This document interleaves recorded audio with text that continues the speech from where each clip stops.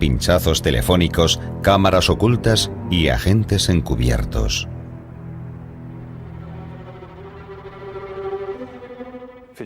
Para uso diario, por así decirlo, había maletas como esta, modelo obrero de construcción, o esta otra, modelo árabe. Estas maletas contenían el equipo básico para convertirse en tipo específico, algo que se podía hacer muy rápidamente en un bosque o en cualquier sitio.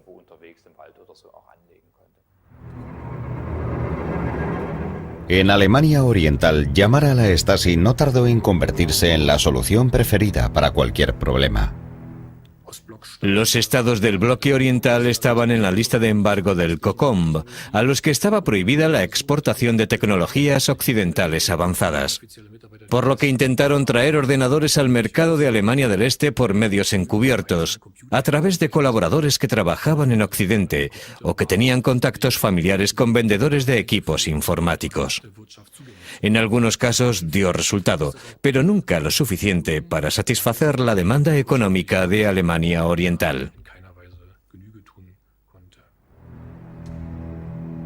En 1990, Erich Mielke considera ese hecho como su mayor error, que la Stasi se hubiera convertido en el manitas para todo de Alemania del Este. El descontento se generaliza entre la población de Alemania Oriental. Sin embargo, la Stasi lucha por crear la impresión de que el sistema socialista es superior a la clase enemiga occidental.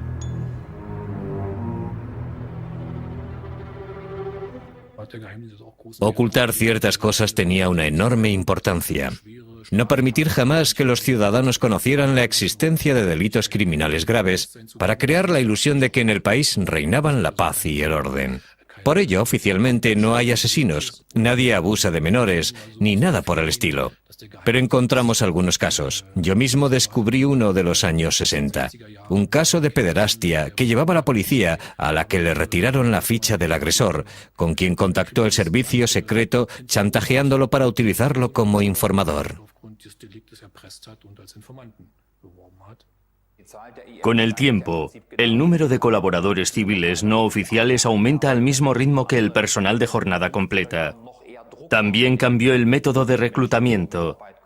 En la década de 1950, presionaron a muchas personas para que colaboraran. Sin embargo, en las décadas de 1970 y 1980, la base preferida para que un individuo se comprometiera de manera no oficial con el ministerio era la convicción y el contacto personal. Al final, en la Stasi había 90.000 empleados oficiales y 180.000 colaboradores no oficiales, trabajando la gran mayoría dentro de las fronteras de Alemania del Este contra sus conciudadanos. El motivo básico de la mayoría de los colaboradores no oficiales es la presión subjetiva que sienten para cumplir con la sociedad. El servicio secreto utilizaba la frase «trabaja con nosotros por convicción político-ideológica». Dicho término se empleaba para parafrasear en cierto modo dicha motivación y también para ocultar el hecho de que en realidad había un amplio abanico de motivos. Pero básicamente todos aquellos a quienes les pedían que colaboraran eran conscientes de los riesgos que acarreaba el negarse, que el largo brazo del aparato político podía llegar hasta su profesión y su vida privada en cualquier momento, y que tarde o temprano les causaría perjuicios personales. Y creo que ese es el motivo por el que la mayoría de los informadores aceptaban trabajar para el servicio secreto. El porcentaje de los que lo hacían por codicia, por beneficios económicos o que eran chantajeados por sus delitos conocidos únicamente por el servicio secreto era bastante bajo. Finalmente, en Alemania del Este, 2 de cada 100 adultos trabajaban para la Stasi. En relación al número de habitantes, es el mayor servicio secreto de la historia de la humanidad. En la década de 1970, el deseo de reconocimiento internacional de Alemania Oriental lanza al partido y a la Stasi hacia un dilema irresoluble. La utilización de la fuerza bruta se evita cada vez más. Sin embargo, el socialismo solo se puede mantener en el poder por medio de la represión. Encuentran métodos más discretos para meter en cintura a los críticos. Se trata de una agencia gubernamental, por lo que, naturalmente, existe una directriz para ello. La directriz número 1 de 1976, llamada Directriz de Desintegración. En 60 y tantas páginas detalla minuciosamente las medidas apropiadas para desintegrar a alguien. Desintegrar significa fraguar desgracias personales o relacionadas con el trabajo para destruir la dignidad del sujeto, sin que jamás llegue a descubrir quién le está apretando las clavijas. Teniendo esto en cuenta, sería un error fatal creer que Alemania Oriental estaba tomando una dirección más humana. Al fin y al cabo, la desintegración significaba destruir vidas.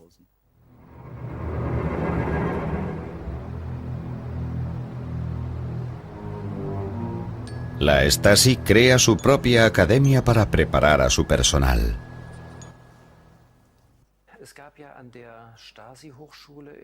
En la Academia de Stasi, en Potsdam Eige, se enseñaba la asignatura de Psicología Operativa. Allí los interrogadores aprendían principalmente diversos métodos para obtener confesiones de sus prisioneros. Quienes se graduaban salían de la Facultad de Derecho con un diploma o un doctorado en jurisprudencia. Sin embargo, su educación se centra en el trabajo básico del servicio secreto. Dos de los objetivos oficiales de la academia son la preparación político-operativa y la educación comunista de la personalidad chequista de liderazgo.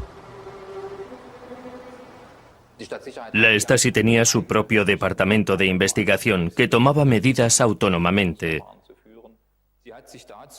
Creó su propio comentario en la Facultad de Derecho del Ministerio, declarado secreto y confidencial. Lo que significa, por una parte, que existía el comentario normal sobre el Código Civil, disponible en cualquier biblioteca o librería, y que tenían que seguir todos los magistrados y letrados, y que también existía el comentario secreto reconocido por la propia Stasi. Y eso hace que nos preguntemos, ¿por qué mantenerlo en secreto si no codificaba acto ilegal alguno? Como órgano de investigación, la Stasi, al igual que la policía y los fiscales del Estado, podía investigar a los ciudadanos e iniciar una demanda cuando lo creyese conveniente. Tenía sus propias instalaciones penitenciarias al lado de las celdas que utilizaba la policía.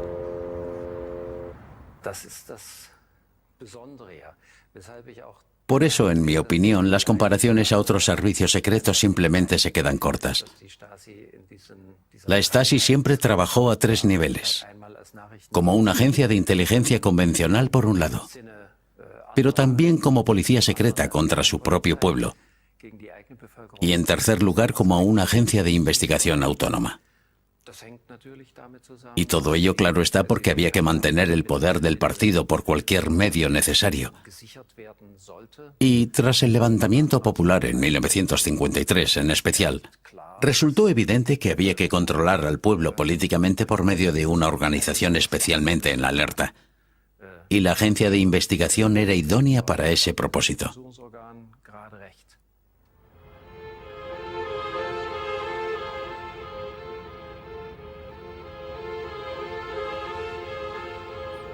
La Stasi calificaba a sus rivales políticos como personas hostiles negativas y, como grupo más peligroso de todos, personas hostiles negativas empedernidas. Dichos individuos se consideraban perdidos para Alemania del Este e irrecuperables, y eran sometidos a la vigilancia más estricta para evitar cualquier acto público por su parte. La Stasi disponía de 17 instalaciones de detención previa al juicio. El peligro de ser detenido estaba siempre presente. Sin él, el aparato no podría haber funcionado, ni haber tenido el impacto que tuvo. Pero su verdadero objetivo era evitar lo que se consideraba un agravio para el partido antes de que ocurriera. No permitirles llegar hasta el punto de tener que encarcelarlos, sino eliminarlos cuando surgían por medio de las medidas de desintegración y demás. Y también para detectar cualquier posible agitación o crítica, preferiblemente antes de que pensaran en ello siquiera. La ley político-delictiva no perseguía tanto los hechos consumados como los hechos posibles. La Stasi creó un detallado criterio para determinar cuándo se puede investigar a un individuo sospechoso.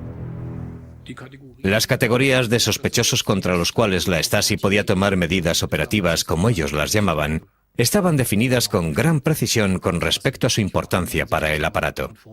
Sin embargo, al examinarlas detenidamente les interesaba todo prácticamente. Es frecuente encontrar dichas clasificaciones en las llamadas fichas manuales.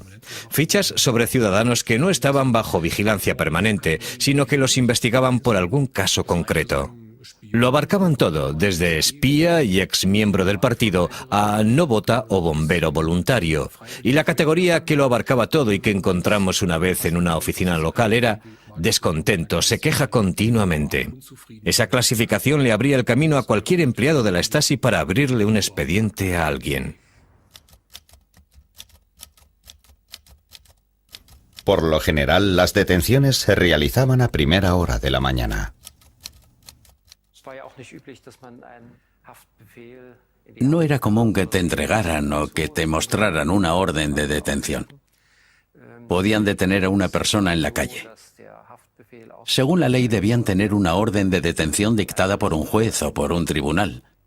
Pero también lo podía hacer un fiscal del Estado o, en casos especiales, la autoridad pertinente, que era la División 4 de la Stasi. Por lo que la propia Stasi decidía lo que se consideraba un caso especial. Lo que significaba para la Stasi que la justificación para las detenciones no la determinaban los tribunales únicamente.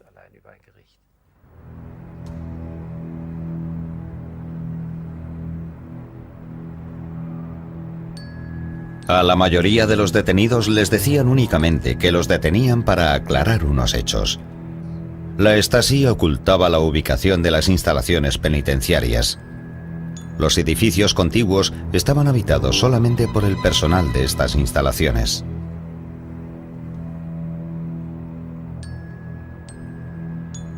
Por lo general, los vehículos utilizados para el transporte de detenidos no tenían ventanas y los disfrazaban como furgonetas de reparto de panaderías o de lavanderías.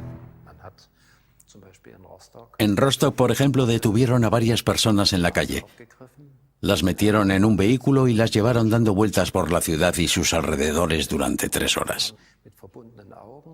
Como llevaban los ojos vendados, algunas se creían que se encontraban en Cottbus o en Berlín o en cualquier otro lugar. Tardaban algún tiempo en darse cuenta de dónde se encontraban, que estaban en la misma ciudad en las que los habían detenido.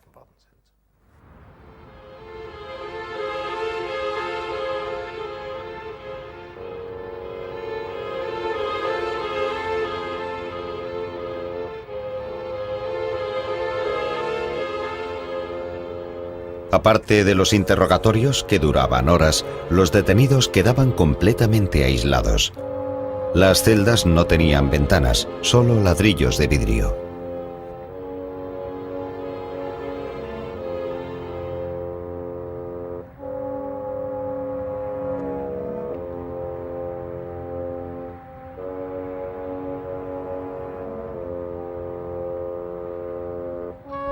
Estar preso siempre es agobiante, pero aquí, además, los motivos para ello eran intolerables.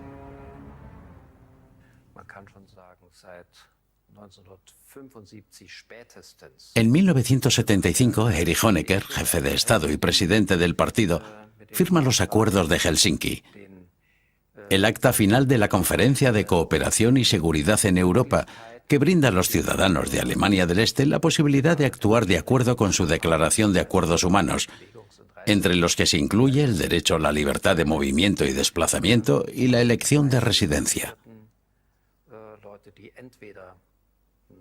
Después de eso, la mayor parte de los detenidos que venían aquí eran personas que habían intentado huir del país o que habían solicitado repetidamente la inmigración legal y que luego habían contactado con alguna organización internacional de derechos humanos.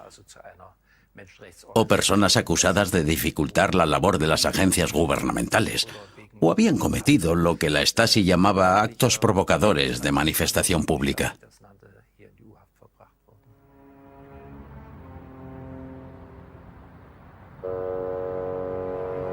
El personal de las prisiones solo se dirige a los prisioneros por su número, nunca por su nombre. De la represión. Encuentran métodos más discretos para meter en cintura a los críticos. Se trata de una agencia gubernamental, por lo que, naturalmente, existe una directriz para ello. La directriz número 1 de 1976, llamada Directriz de Desintegración. En 60 y tantas páginas detalla minuciosamente las medidas apropiadas para desintegrar a alguien. Desintegrar significa fraguar desgracias personales o relacionadas con el trabajo para destruir la dignidad del sujeto, sin que jamás llegue a descubrir quién le está apretando las clavijas. Teniendo esto en cuenta, sería un error fatal creer que Alemania Oriental estaba tomando una dirección más humana. Al fin y al cabo, la desintegración significaba destruir vidas.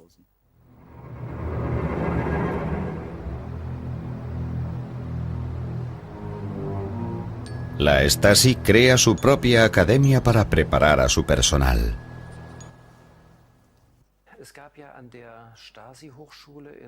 En la Academia de Stasi, en Potsdam Eige, se enseñaba la asignatura de Psicología Operativa. Allí los interrogadores aprendían principalmente diversos métodos para obtener confesiones de sus prisioneros.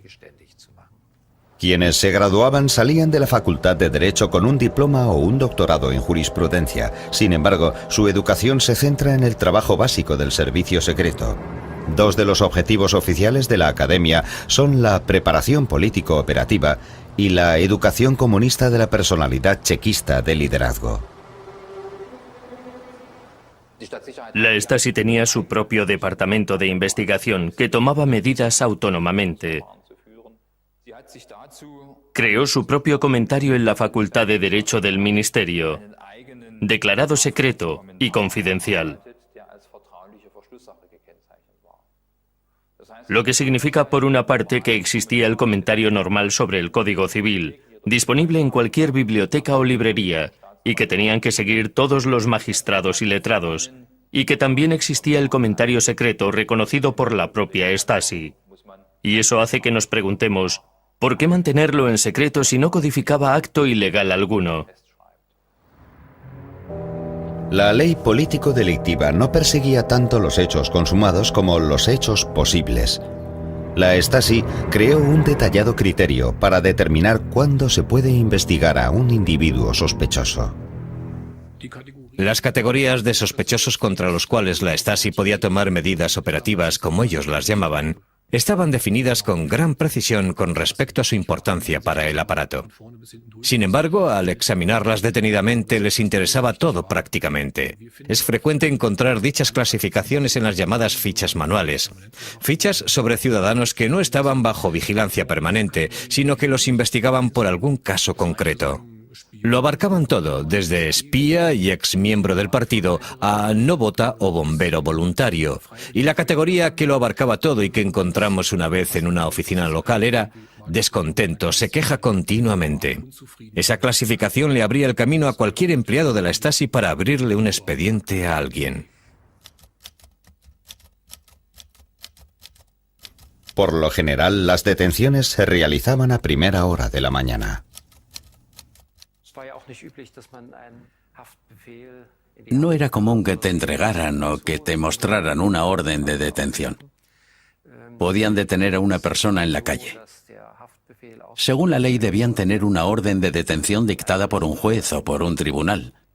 Pero también lo podía hacer un fiscal del Estado o, en casos especiales, la autoridad pertinente, que era la División 4 de la Stasi. Por lo que la propia Stasi decidía lo que se consideraba un caso especial. Lo que significaba para la Stasi que la justificación para las detenciones no la determinaban los tribunales únicamente.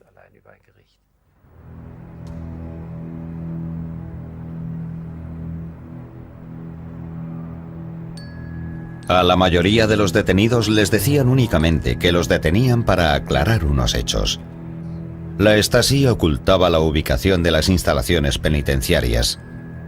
Los edificios contiguos estaban habitados solamente por el personal de estas instalaciones.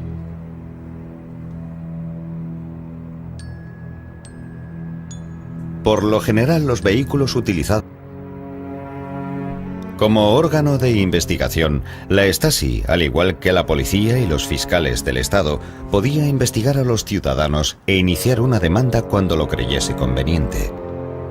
Tenía sus propias instalaciones penitenciarias al lado de las celdas que utilizaba la policía.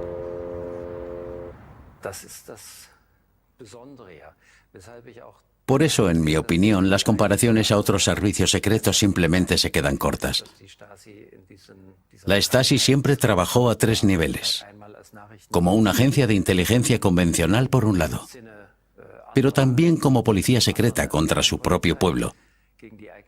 Y en tercer lugar, como una agencia de investigación autónoma. Y todo ello, claro está, porque había que mantener el poder del partido por cualquier medio necesario. Y tras el levantamiento popular en 1953 en especial, resultó evidente que había que controlar al pueblo políticamente por medio de una organización especialmente en alerta. Y la agencia de investigación era idónea para ese propósito.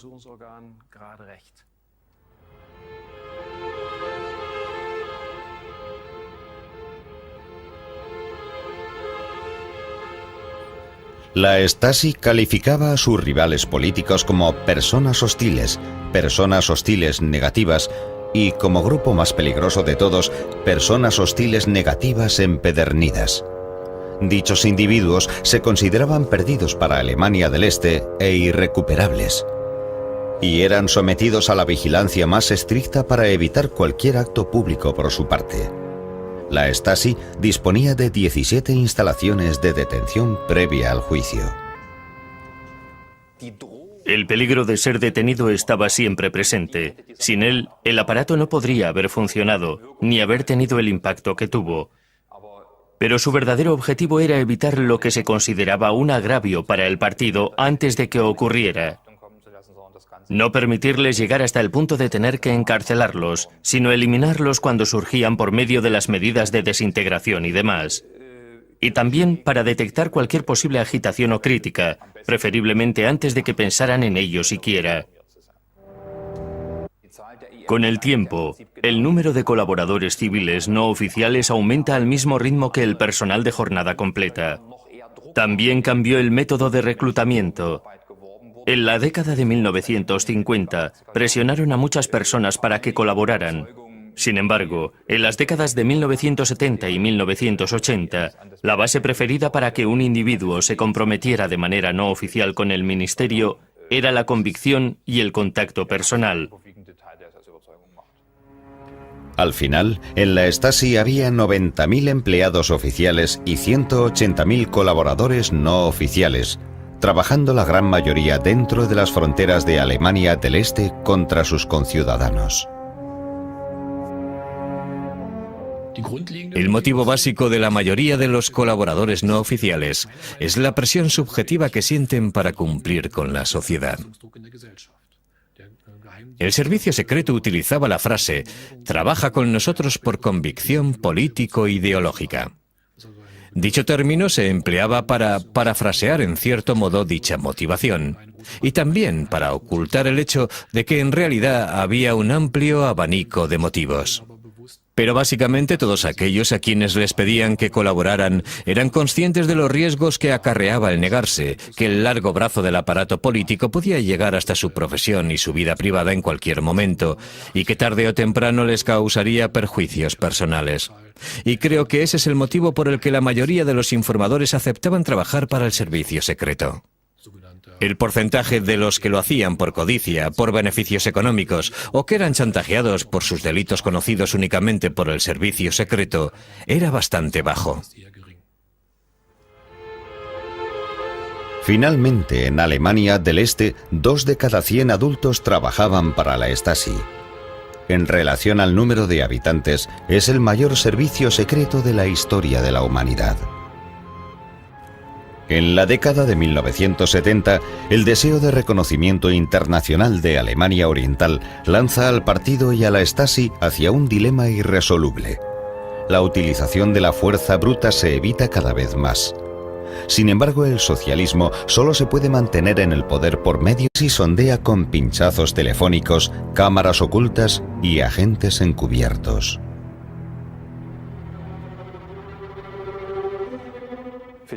Para uso diario, por así decirlo, había maletas como esta, modelo obrero de construcción, o esta otra, modelo árabe. Estas maletas contenían el equipo básico para convertirse en tipo específico, algo que se podía hacer muy rápidamente en un bosque o en cualquier sitio.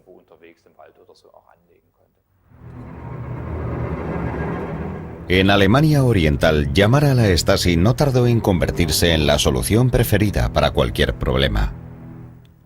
Los estados del bloque oriental estaban en la lista de embargo del COCOM, a los que estaba prohibida la exportación de tecnologías occidentales avanzadas, por lo que intentaron traer ordenadores al mercado de Alemania del Este por medios encubiertos, a través de colaboradores que trabajaban en Occidente o que tenían contactos familiares con vendedores de equipos informáticos. En algunos casos dio resultado, pero nunca lo suficiente para satisfacer la demanda económica de Alemania Oriental.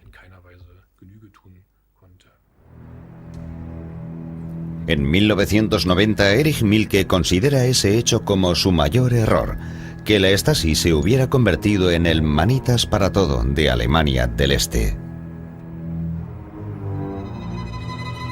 El descontento se generaliza entre la población de Alemania Oriental.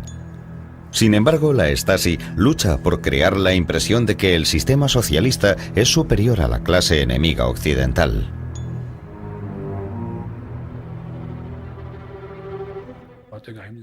Ocultar ciertas cosas tenía una enorme importancia. No permitir jamás que los ciudadanos conocieran la existencia de delitos criminales graves para crear la ilusión de que en el país reinaban la paz y el orden. Por ello, oficialmente no hay asesinos, nadie abusa de menores, ni nada por el estilo. Pero encontramos algunos casos. Yo mismo descubrí uno de los años 60. Un caso de pederastia que llevaba la policía, a la que le retiraron la ficha del agresor, con quien contactó el servicio secreto chantajeándolo para utilizarlo como informador. Punto de tener que encarcelarlos, sino eliminarlos cuando surgían por medio de las medidas de desintegración y demás. Y también para detectar cualquier posible agitación o crítica, preferiblemente antes de que pensaran en ello siquiera. La ley político-delictiva no perseguía tanto los hechos consumados como los hechos posibles. La Stasi creó un detallado criterio para determinar cuándo se puede investigar a un individuo sospechoso. Las categorías de sospechosos contra los cuales la Stasi podía tomar medidas operativas, como ellos las llamaban, estaban definidas con gran precisión con respecto a su importancia para el aparato. Sin embargo, al examinarlas detenidamente les interesaba todo prácticamente. Es frecuente encontrar dichas clasificaciones en las llamadas fichas manuales. Fichas sobre ciudadanos que no estaban bajo vigilancia permanente, sino que los investigaban por algún caso concreto. Lo abarcaban todo, desde espía y exmiembro del partido a no vota o bombero voluntario. Y la categoría que lo abarcaba todo y que encontramos una vez en una oficina local era descontento, se queja continuamente. Esa clasificación le abría el camino a cualquier empleado de la Stasi para abrirle un expediente a alguien. Por lo general, las detenciones se realizaban a primera hora de la mañana. No era común que te entregaran o que te mostraran una orden de detención. Podían detener a una persona en la calle. Según la ley, debían tener una orden de detención dictada por un juez o por un tribunal. Pero también lo podía hacer un fiscal del Estado o, en casos especiales, la autoridad pertinente, que era la División 4 de la Stasi. Por lo que la propia Stasi decidía lo que se consideraba un caso especial. Lo que significaba para la Stasi que la justificación para las detenciones no la determinaban los tribunales únicamente.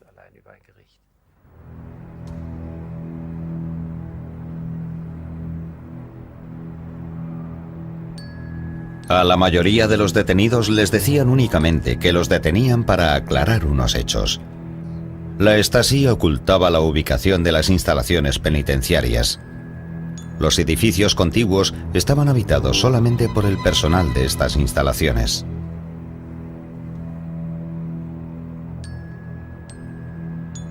Por lo general, los vehículos utilizados para el transporte de detenidos no tenían ventanas y los disfrazaban como furgonetas de reparto de panaderías o de lavanderías. En Rostock, por ejemplo, detuvieron a varias personas en la calle. Las metieron en un vehículo y las llevaron dando vueltas por la ciudad y sus De alrededores. investigación, la Stasi, al igual que la policía y los fiscales del Estado, podía investigar a los ciudadanos e iniciar una demanda cuando lo creyese conveniente.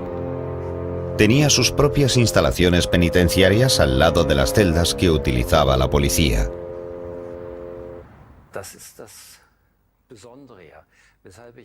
Por eso, en mi opinión, las comparaciones a otros servicios secretos simplemente se quedan cortas. La Stasi siempre trabajó a tres niveles. Como una agencia de inteligencia convencional por un lado, pero también como policía secreta contra su propio pueblo. Y en tercer lugar, como una agencia de investigación autónoma. Y todo ello, claro está, porque había que mantener el poder del partido por cualquier medio necesario. Y tras el levantamiento popular en 1953 en especial, resultó evidente que había que controlar al pueblo políticamente por medio de una organización especialmente en alerta. Y la agencia de investigación era idónea para ese propósito.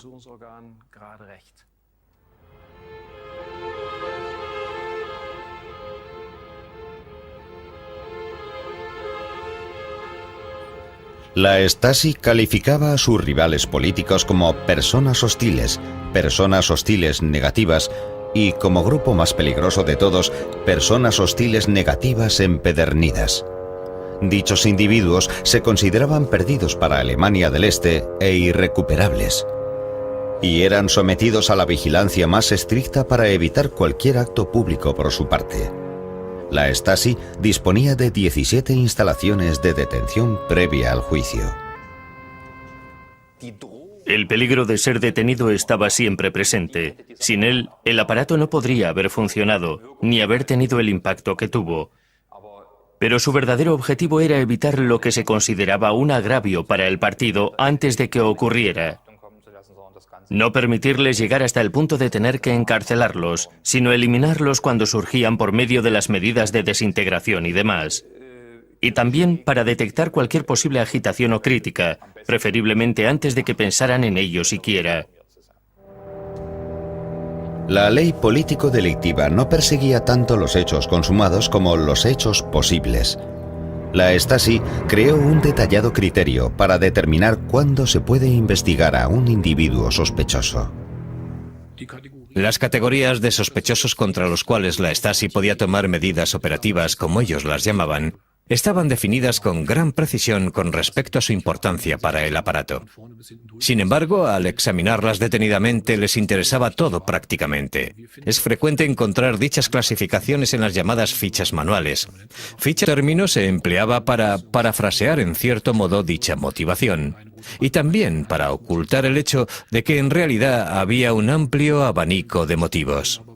Pero básicamente todos aquellos a quienes les pedían que colaboraran eran conscientes de los riesgos que acarreaba el negarse, que el largo brazo del aparato político podía llegar hasta su profesión y su vida privada en cualquier momento, y que tarde o temprano les causaría perjuicios personales.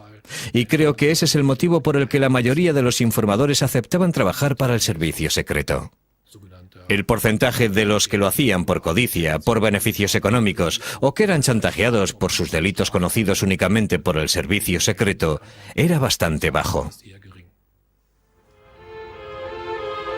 Finalmente, en Alemania del Este, 2 de cada 100 adultos trabajaban para la Stasi.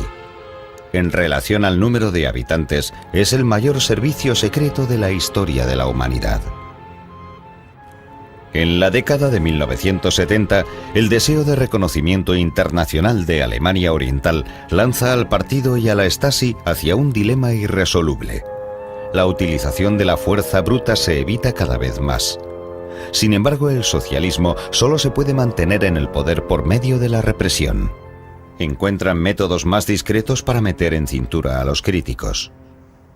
Se trata de una agencia gubernamental, por lo que, naturalmente, existe una directriz para ello. La directriz número 1 de 1976, llamada Directriz de Desintegración. En 60 y tantas páginas detalla minuciosamente las medidas apropiadas para desintegrar a alguien. Desintegrar significa fraguar desgracias personales o relacionadas con el trabajo para destruir la dignidad del sujeto, sin que jamás llegue a descubrir quién le está apretando las clavijas.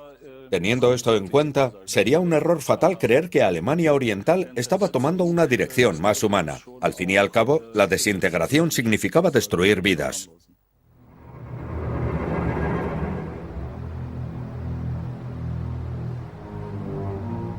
La Stasi crea su propia academia para preparar a su personal.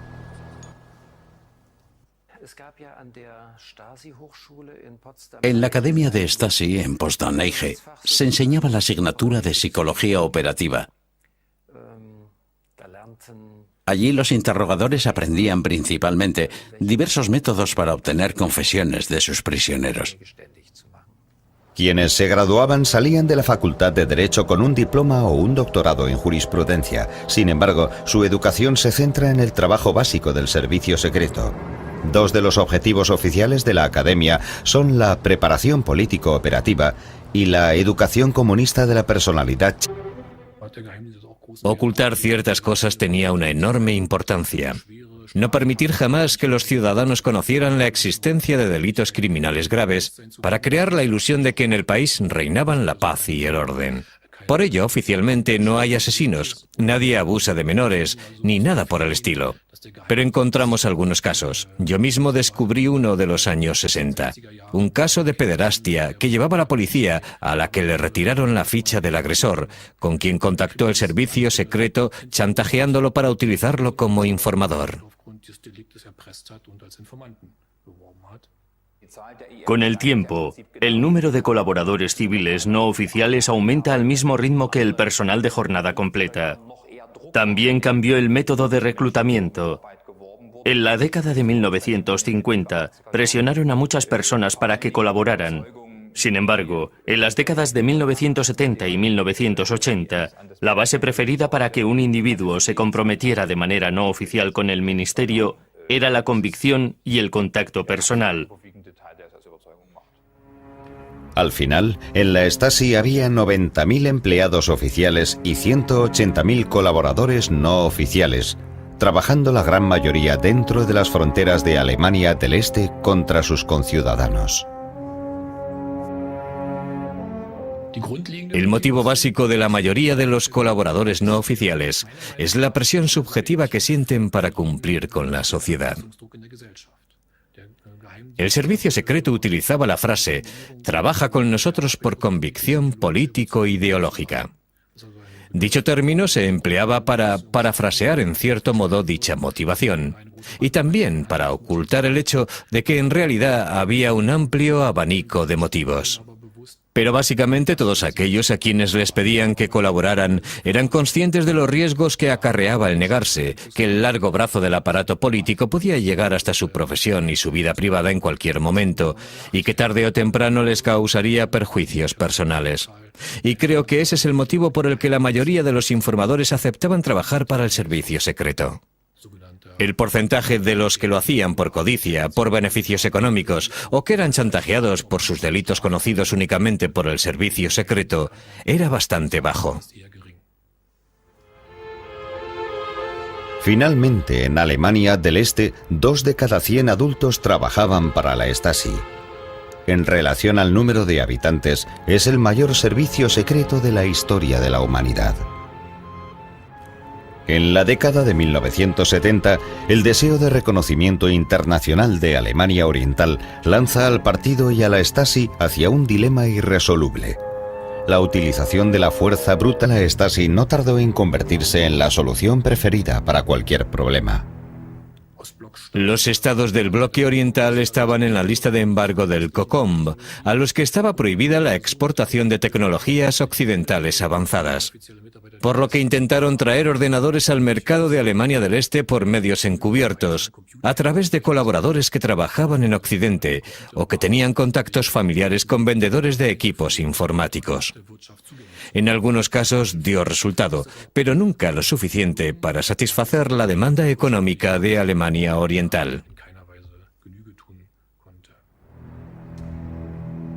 En 1990, Erich Mielke considera ese hecho como su mayor error, que la Stasi se hubiera convertido en el manitas para todo de Alemania del Este. El descontento se generaliza entre la población de Alemania Oriental. Sin embargo, la Stasi lucha por crear la impresión de que el sistema socialista es superior a la clase enemiga occidental.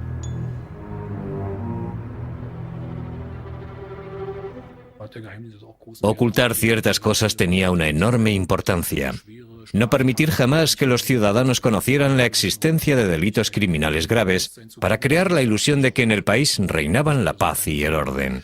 Por ello, oficialmente no hay asesinos, nadie abusa de menores, ni nada por el estilo. Pero encontramos algunos casos. Yo mismo descubrí uno de los años 60. Un caso de pederastia que llevaba a la policía, a la que le retiraron la ficha del agresor, con quien contactó el servicio secreto chantajeándolo para utilizarlo como informador. Con el tiempo, el número de colaboradores civiles no oficiales aumenta al mismo ritmo que el personal de jornada completa. También cambió el método de reclutamiento. En la década de 1950, presionaron a muchas personas para que colaboraran. Sin embargo, en las décadas de 1970 y 1980, la base preferida para que un individuo se comprometiera de manera no oficial con el ministerio era la convicción y el contacto personal. Al final, en la Stasi había 90.000 empleados oficiales y 180.000 colaboradores no oficiales, trabajando la gran mayoría dentro de las fronteras de Alemania del Este contra sus conciudadanos.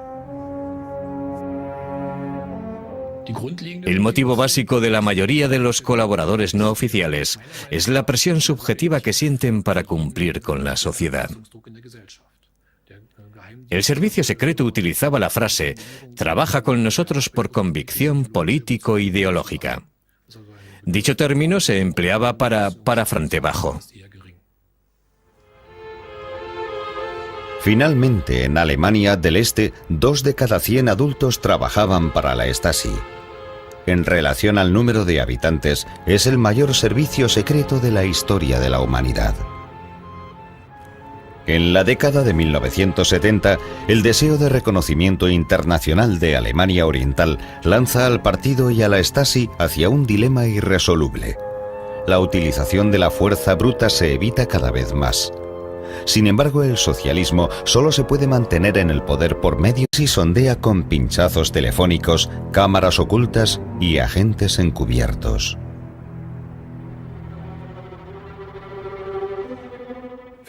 Para uso diario, por así decirlo, había maletas como esta, modelo obrero de construcción, o esta otra, modelo árabe. Estas maletas contenían el equipo básico para convertirse en tipo específico, algo que se podía hacer muy rápidamente en un bosque o en cualquier sitio.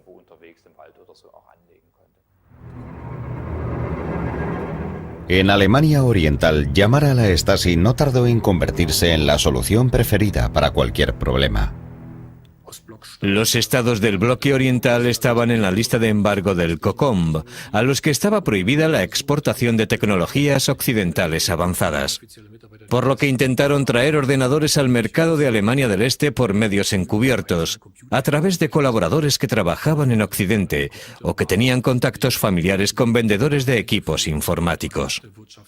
En algunos casos dio resultado, pero nunca lo suficiente para satisfacer la demanda económica de Alemania Oriental. En 1990, Erich Mielke considera ese hecho como su mayor error, que la Stasi se hubiera convertido en el manitas para todo de Alemania del Este. El descontento se generaliza entre la población de Alemania Oriental. Sin embargo, la Stasi lucha por crear la impresión de que el sistema socialista es superior a la clase enemiga occidental.